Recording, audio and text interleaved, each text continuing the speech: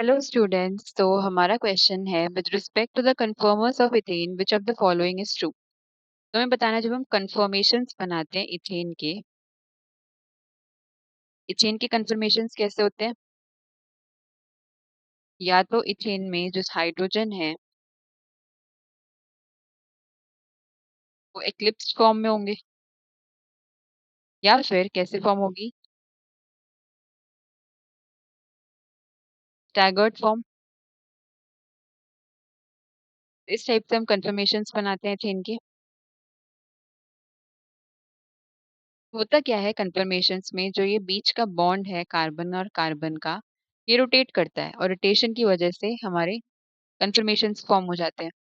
तो अगर ये कंफर्मेशन फॉर्म हो भी रहे हैं तो हमें क्या दिख रहा है कि जो बॉन्ड लेंथ है, हमारे बॉन्ड्स ब्रेक नहीं हो रहे हैं यहाँ पे। No bond gets broken. तो अगर हमारा बॉन्ड पे कोई फर्क नहीं पड़ रहा है, सिर्फ उसका रोटेशन हो रहा है, no change in bond, only there is a rotation of bonds.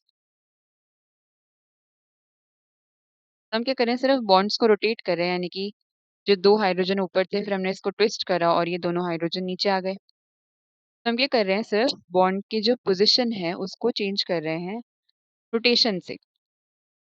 इसका मतलब क्या है कि जो कार्बन और हाइड्रोजन के बीच का बॉन्ड लेंथ है वो चेंज नहीं होने वाला, क्योंकि हमने बॉन्ड को हमने खींचा नहीं है या फिर तोड़ा नहीं है, तो बॉन्ड लेंथ जो है वो सेम रहेगी। और बॉन्ड एंगल कैसे फॉर्म होता है, बॉन्ड एंगल फॉर्म होता है एटम्स के बीच। यानी कि सपोज अगर हम कार्बन और हाइड्रोजन के बीच के बॉन्ड एंगल की बात कर रहे हैं, तो ये वाला बॉन्ड एंगल होगा। तो अब ये कार्बन जो है ये sp3 हाइब्रिडाइज्ड है, और sp3 हाइब्रिडाइज्ड कार्बन में मॉड एंगल फिक्स्ड होता है 109.28। हम इससे चेंज नहीं कर सकते। जब हम रोटेशन कर भी रहे हैं तब भी जो बॉन्ड एंगल है कार्बन और हाइड्रोजन के बीच का बॉन्ड एंगल वो सेम ही रहेगा, क्योंकि हमने क्या किया, सिर्फ बॉन्ड का रोटेशन कर दिया है लेकिन उनके आपस के डिस्टेंस को मेंटेन रखा है। इससे क्या होगा, जो बॉन्ड एंगल है वो भी सेम ही रहेगा, तो बॉन्ड एंगल में भी कोई फर्क नहीं आएगा। यानी कि हमारे बॉन्ड लेंथ और बॉन्ड एंगल सेम रहेंगे, तो हमारा आंसर क्या आ जाएगा, option 4। Both bond angle and bond length will remain same when we draw conformers of ethane.